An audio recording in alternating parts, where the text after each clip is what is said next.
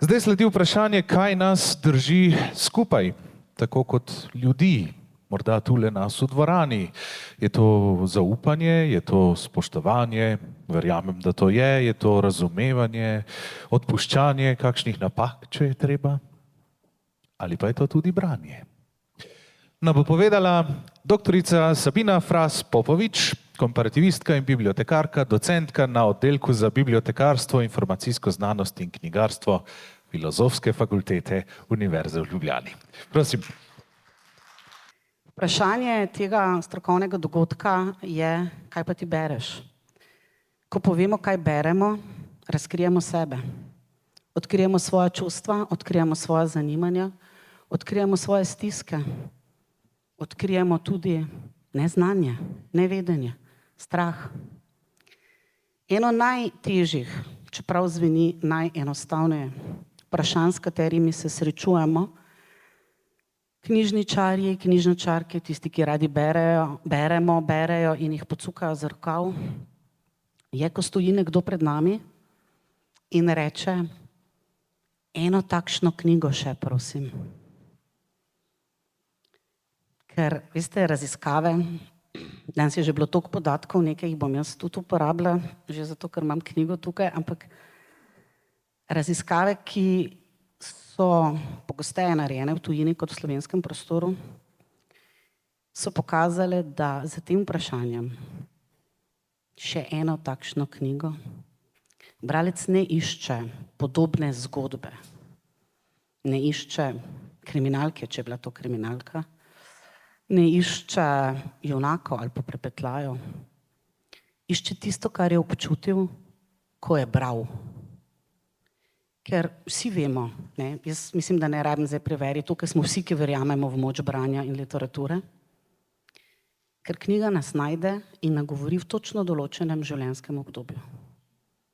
Zgodi se nam, da je ena knjiga na polici zelo dolgo, pa jo začnemo, pa ne pridemo dlje kot do 10. strani, ali pa še niti to ne, jo odložimo. Pa pride čez 2 meseca, ali pa čez 2 leti, ali pa tudi čez 2 desetletji, spet v naše roke in jo pogoltnemo, ker odgovarja na našo čustveno stanje. Zakaj so čustva tako pomembna pri branju? Veste kaj, težko je stopiti na oder po odmoru in po Igorju Saksidi in pred Nikom Škrlecem. Tako da za moje zaplete besedne se vam že zdaj opravičujem. Zakaj je tako pomembno? Zato, ker branje in odnos do branja je povezano z najintimnejšim obdobjem v razvoju človeka. To je tam, Mateja je povedala, da zdaj so tja prišli pametni telefoni, ampak jaz še vedno verjamem, da to v tistem obdobju, ko starši v rutino prve socializacije za vzpostavljanje nekih ritualov uvedejo branje. Dajo v bližino knjigo. In če si zdaj predstavljamo doječo mamo, mamo, ki otroka uspava, očeta, ki otroka uspava, skoraj praviloma to naredijo s knjigo. In ta odnos zaupanja, ki se tukaj vzpostavi v tem zelo intimnem prostoru, da je tisto čustveno komponento o branju, ki branje ohranja v središču in v srcu, tudi ko kdaj zaidemo od te stran poti. Velikokrat se pogovarjamo o tem, da najstniki ne berejo, da so brali do 5., 6., 7. razreda. Saj veste, najstništvo je zdaj tako, gre po starosti nižje, pa gre po starosti višje, tam proti 30, ker se kar ne odselijo, pa začne jih tam že prej, zaznaki. Saj veste, kako prepoznate najstnico, ko več ne boli trebušček, ampak začne boleti glava. Normalno je, da najstniki ne berejo. Sploh tam, kjer so brali, kjer starši berejo. Zakaj je to normalno? Ker je to odraz iskanja svoje poti. Ker najstništvo je rezanje popkovine. Zato je pomembno, da jim damo v tem obdobju moč in priložnost, da sami izberejo. Vsi danes, ki smo stali, ki so stali tukaj in verjamem, da vsi imate to izkušnjo, da takrat, ko lahko sami izberejo, v tisto verjamejo in tisto peljejo do konca, tisto bodo prebrali. Če jim mi določimo, se veste, ne vem, kako ste vi, če meni nekdo reče, ne smeš jesti čokolade, v naslednjem sekundi jem čokolado. Zato je tako pomembno, da se zavedamo, kaj pomeni branje. Tudi kaj pomeni branje. Branje ni samo tehnika, motiviranje za branje ni samo to, da moraš prebrati knjigo, ampak je spoznavanje čustvenega sveta, stanja posameznika, ki je pred teboj. Zato je to vprašanje, še eno takšno dobro knjigo, ali pa če je dobra zraven, je še težje, ampak še eno takšno knjigo, predvsem izhodišče za pogovor. Tudi to je že bilo danes izpostavljeno. Jaz sem si švindlice vmes pisala, pa zdaj ne bom niti vzela gorih. Ali pa plonkl listke, odvisno na kateri strani Trojan smo. Ampak, dostikrat rečejo, nimamo časa za pogovor. Moramo si vzeti, tukaj bom pa rekla, moramo pa počrtati, si vzeti čas za pogovor o branju. Ker vse statistike, vse raziskave kažejo, da je pogovor o branju, o prebranem, najmočnejši motivator. Zato, ker tudi najbolj zaupamo tistemu, ki nam je blizu in se gremo o tem pogovarjati. Po raziskavi, zdaj v taki tiskani obliki je tudi na voljo, zdaj, če je bila gospa Mateja tako prijazna, da mi je prenesla, s to ga uporabim, knjiga In bralci 7, naj bo cela počečkana, moja je, zato ker je ogromno uporabnih podatkov. In po tej raziskavi, ki samo potrjuje še predhodne raziskave, različne mednarodne, je družina, torej družinski člani in sorodniki, najmočnejši faktor vpliva na to, da bomo brali. 45% jih je izbralo, da najmočneje na njo vpliva družinsko okolje. Potem je šola, potem so prijatelji in znanci. In znotraj tega se zavedamo, da se branje zgodi v tisti primarni socializaciji, na začetku življenja. Če tam spostavimo, tako kot spostavimo ščetkanje zob, pa da je treba varnostni pas zapeti, se veste, včasih, če gledate kakšne stare filme, ni bilo avtosedežev noter za otroke, niti pripeli se niso. Zdaj je to že standard, norma, predpis. Ampak tako kot zavezovanje vezalk, seveda, če se nam ne mudi in so vsi čevlji na ježka.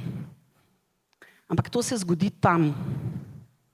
In če se zgodi tam, če se družine tega ozavestijo, v tej smeri delujejo, se potem navežejo ta čustva okrog tega branja. Ker v bistvu kaj je drugega? Stališče do branja ima dva vidika. Eno je čustven, branje mi je všeč ali branje mi ni všeč, drugi je vrednoten. Branje mi je pomembno, branje mi ni pomembno.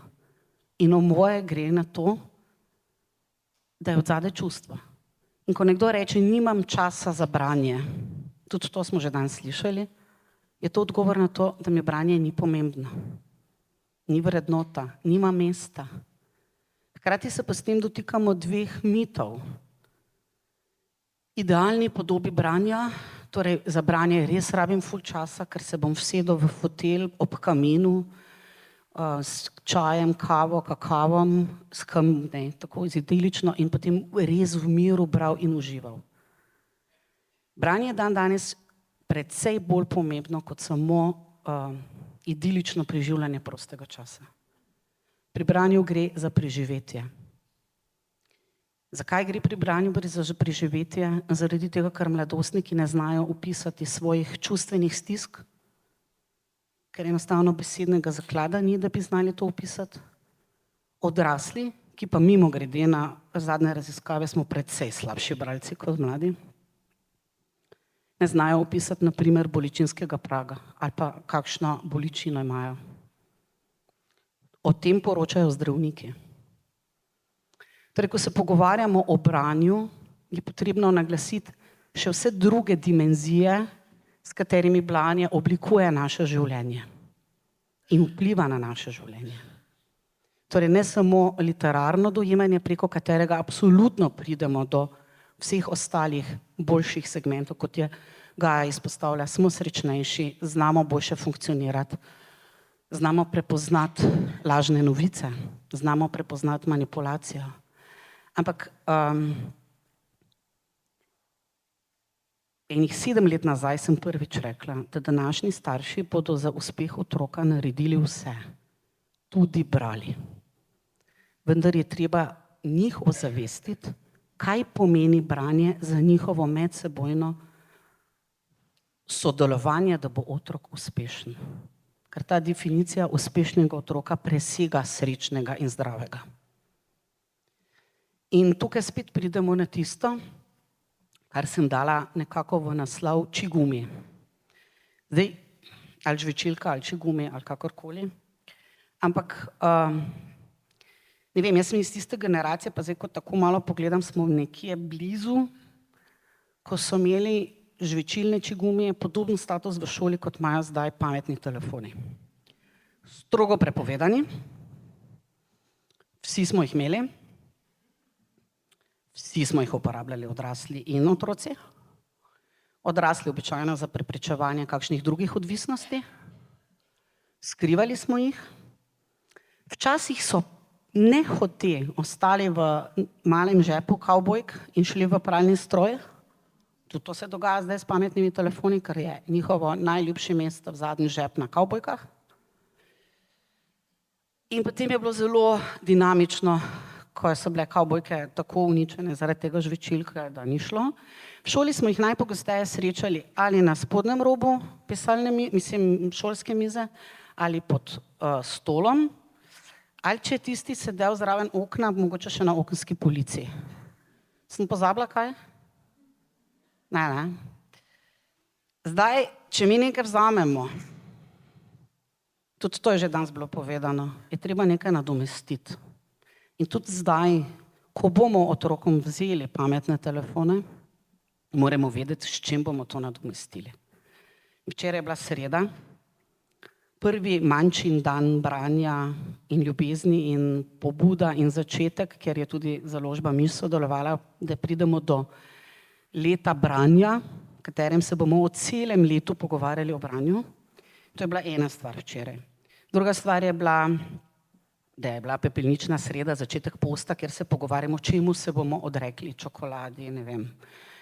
Bomo imeli digitalni post, ampak vse, čemu se bomo odrekli, je treba nekaj drugega dati noter.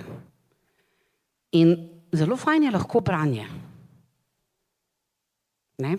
Jaz bom rekla, da sem izredno hvaležna, da vso svojo odraslo obdobje sem obdana z nadebudnimi mladimi, ki me vedno znova učijo o tem, kako lahko odrasli postanemo boljši vzgled zanje.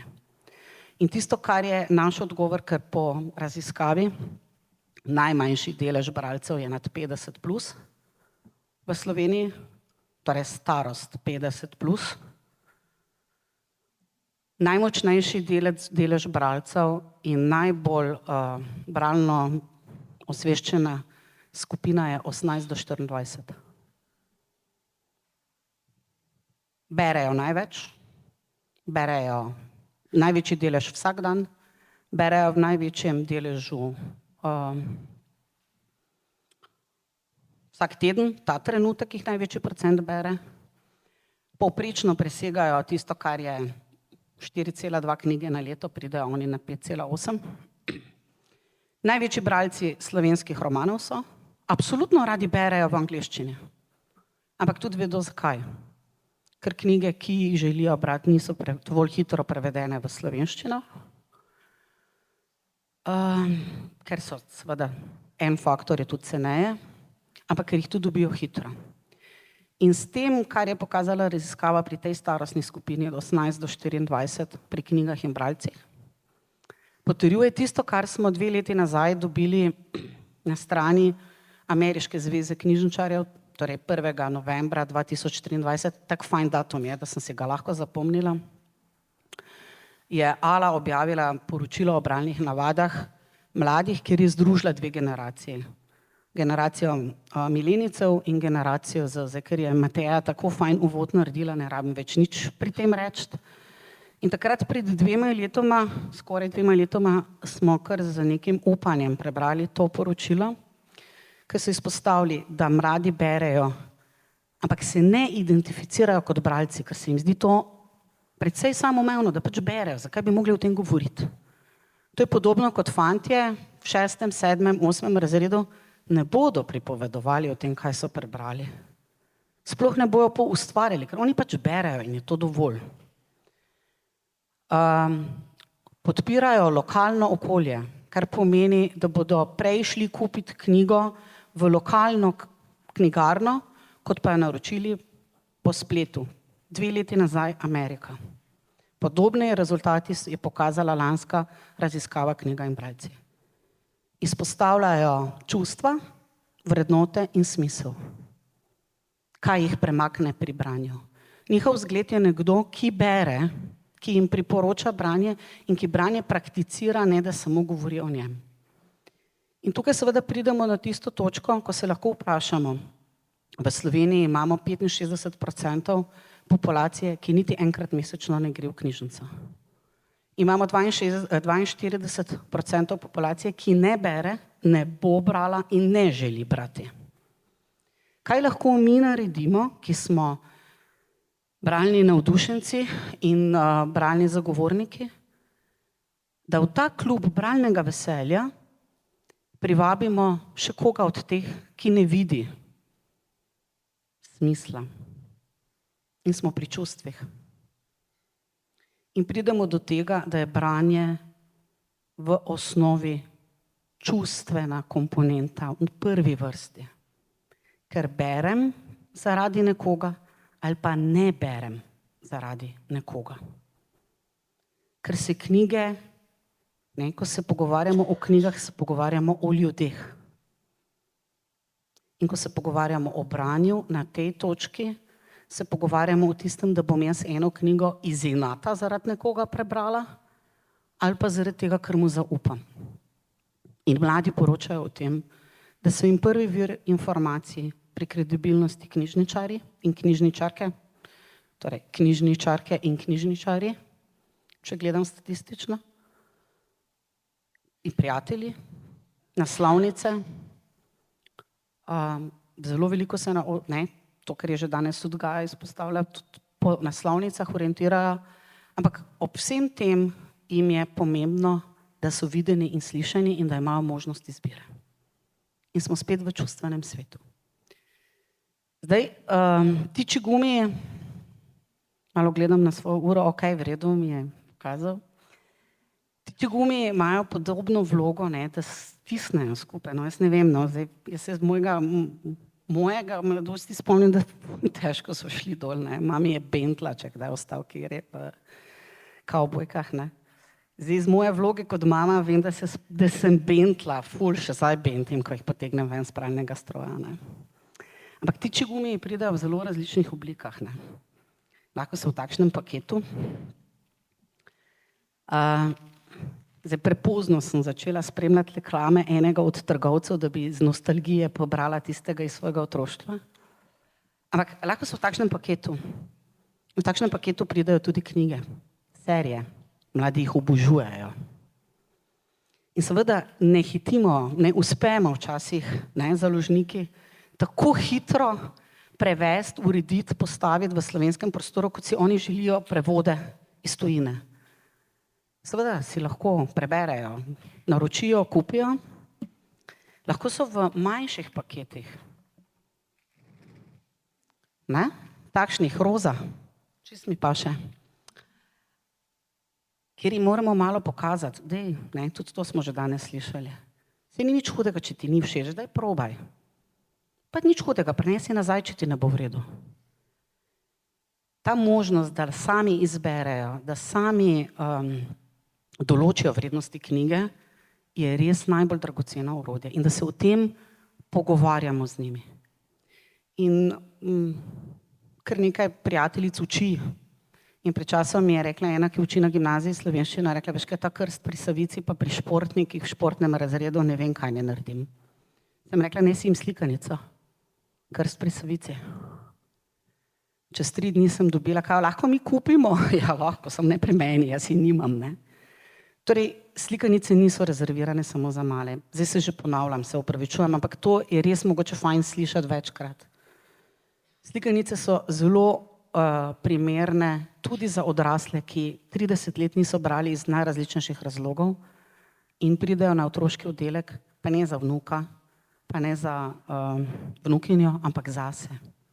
In tukaj pri tej čustveni plati pridemo še do enega pojma, ki je zelo močno prisoten, knjižnična anksioznost. Strah pred knjižnico, strah pred branjem. Branje ima en tak status sprejemljivega družbeno zaživljenega ravnanja.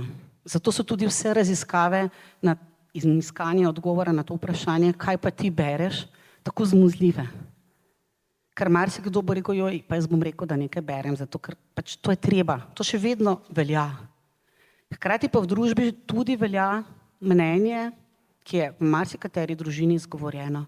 Veš kaj, najprej je treba vse stvari urediti doma, porihtati doma, opraviti, potem pa bomo videli, če bo ostalo še kaj časa za igranje in branje. In v bistvu izločimo 2 ključni komponenti za učenje in za pridobivanje znanja. Igranje in branje. In pri teh mitih, enega sem že omenila, drugi mit je pa to, kar je tudi Gaja na koncu naslovila. Branje ni neko osamljeno, dolgočasno dejanje. Ja, je, ko prideš na en trenutek, ko ga rabiš, tudi kot zdravilo, da se umiriš. Ampak branje je lahko zelo močan družabni pogovor. Sploh tam v najstniškem obdobju, pa malo kasneje.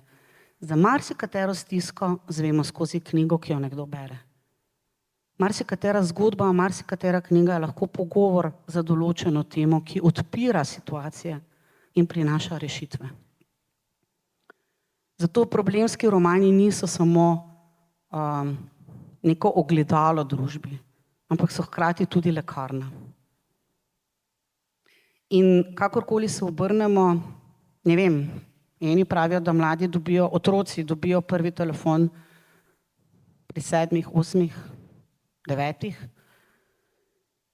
Dejansko je prišla pametna tehnologija tja, kamor ne bi smela v zibko. Ne vem, 10 let nazaj, če ste šli kam na večerjo, je vse posod bil nek džumbus pri mizi, kjer je bila družina. Zdaj, če pridete kam na večerjo ali pa na kosilo, je vse tiho, tudi če so pri mizi otroci. Ker vsak gleda svoj zaslon, pa da ne bom zdaj samo otroci, tudi mi. Gremo na kavo, pa najprej telefon potegnemo. Zdaj, če bi bila provokativna, bi rekla, je kdo danes pozabil mobitel doma? Verjetno ga imamo vsi zraven. Bi rekla, ima kdo žvečilno zraven? Mogoče četrtina, ne? Ampak to so tisti elementi našega vsakdanjika. Mi rabimo branje umestiti v vsakdanjik, v tisto mikroučenje, da je tudi 5 minut branja, za kar je poezija svetovna, lahko naredi premik, ker tako se navade oblikujejo. In bralna kultura, vsaka kultura, se začne v srcu. Zato, ker tam so čustva in vrednote. Nadgradimo z razumom. Včasih rečejo, marsikdo, jaz pa nisem za branje. In to razumejo kot nek talent, kot neko strast. Branje je v prvi vrsti odločitev. Tako kot spet Gaja, oprosti, toliko istočnic je bilo, ampak tudi starši se odločajo, kaj je zdaj varno, ali ta teniska za, ne vem, toliko pa toliko, ali ta pametni telefon za toliko ali toliko. Branje je odločitev, branje rabimo. Ne bodo vsi strastni bralci, ki bodo več kot 7 ur na dan brali. Mislim, to sploh ne vem, kako noč spravijo. Ampak, da se pa zavedajo pomena branja za vsakdanje funkcioniranje, da jih branje pripelje do tega, da razumejo zdravnikove nasvete, kako sanirati športno poškodbo, da jih branje pripelje do tega, če so mladi nadobudni športniki, da bodo enkrat razumeli profesionalno pogodbo, ki jo bodo prebrali. Ne, da bodo klicali mamo. Halo, prideš pa mi prebereš? Pa prevedeš. Do tega moramo priti, do tega si želimo priti. In za vso statistiko, ki jo podpira in na katero se lahko navežemo, vseeno je tukaj en moment, kako lahko pridemo do najstnikov, ko se upirajo odraslim vzorom in ja, absolutno očetje imajo tukaj zelo močno vlogo, sploh pri fantih, ker do ene točke mame lahko nekaj naredijo, potem pa lahko tudi po glavi skačejo, pa ne bo držalo, če ne bo oče ali pa moška figura stopila na plan. Je ravno ta generacija 18 do 24, ki ima to prepričevalno moč, da lahko mlajše drugače prepriča. Bom povedala primer letošnjega informativnega dne. Ko vključiš študente na informativni dan, da spregovorijo o študijskem programu dijakov, ti odgovarjajo dijakom, profesorji odgovarjamo staršem. Ta moč, ta generacija, ki je pri nas po rezultatih raziskave Knjiga in bralci 7 zelo močna, kar se tiče branja. 80% njih, ki bere vsak teden, bi si želelo še več brati. Torej, zelo močna je. Je lahko vodilo in je lahko tisti čigumi, ki mlajše pritegne zraven. Kar seveda pomeni, da jih je potrebno vključevati, da je treba odpreti polje, da je treba povabiti bivše dijake, da je treba ali pa bivše učence na šolo, da je fino v knjižnicah ustvariti te medgeneracijske povezave, ampak na nižji liniji, ker 50 plus potrebuje zdaj nove spodbude, da bo brala. Tudi kar se tiče nakupa knjig, ta starostna skupina od 18 do 24, knjiga, ki stane 6 do 10 evrov, jo kupijo takoj. 50 plus ne. Tako da v bistvu vsi ti podatki nam lahko pomagajo pri tem, da zapeljemo naša razmišljanja in naše dejavnosti ciljano in usmerjeno. Rekla sem, da je včeraj bila sreda, pa sem že povedala 2 dogodka. Ko sem včeraj zvečer zlagala stvari v torbo, sem dobila še en napotek. Iz enega kota stanovanja je prišlo: "Ej, mami, ti greš jutri v Domžale?" "Ja, grem, ja, ne." "Čestitaj jim." "Zakaj pa jim naj čestitam?" "Včeraj je bila tekma Olimpija Domžale, nogomet, ne?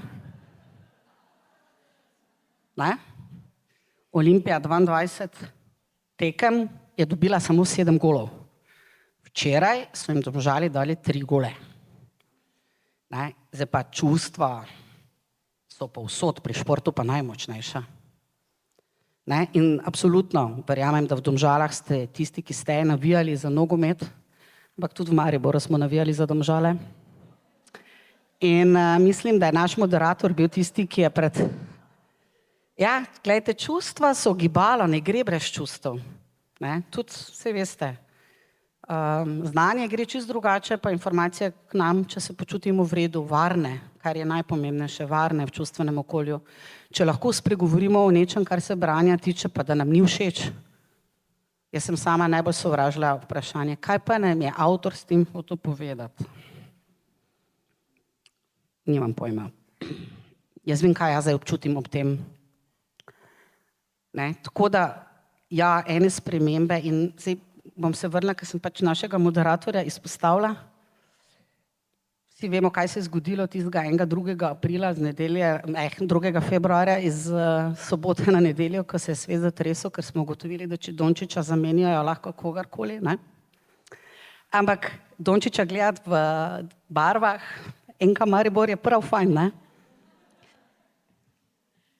Sama sem jim res hvaležna za izkušnjo spodbujanja branja med mladimi športniki.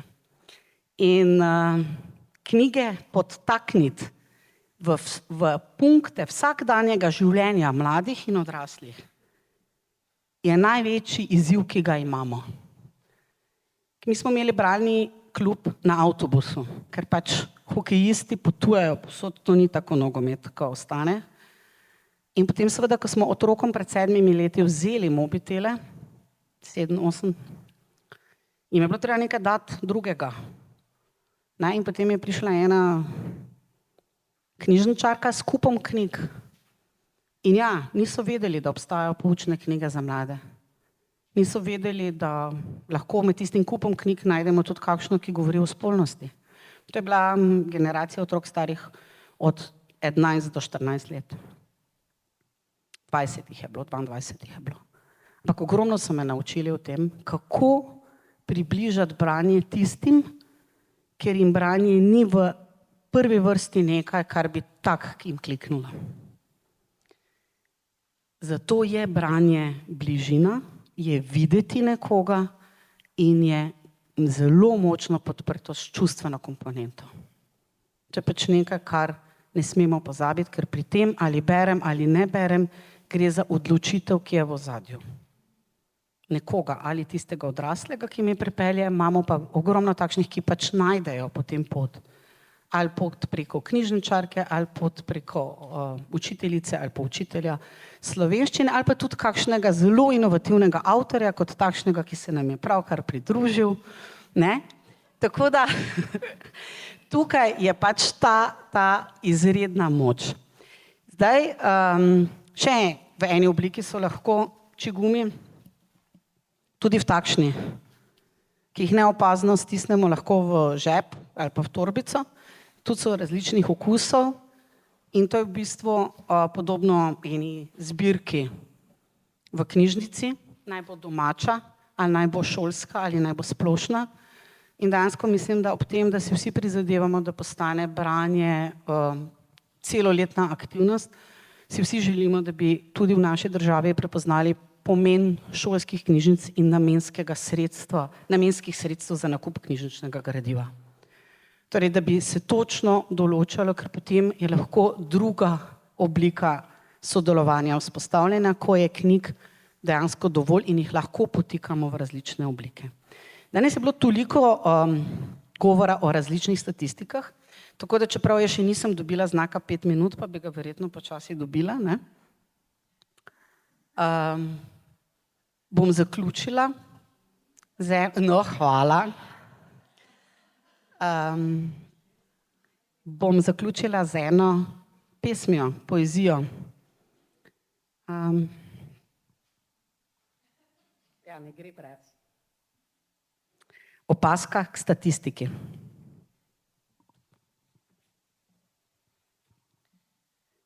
Od 100 ljudi je takih, ki vse bolje vedo 52. Negotovih vsakega koraka skoraj vsi preostali.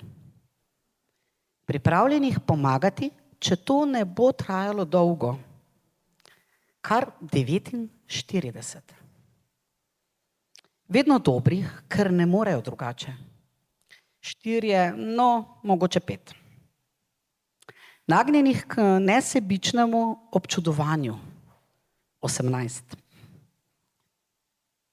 Živečih v večnem strahu pred kom ali čim 77.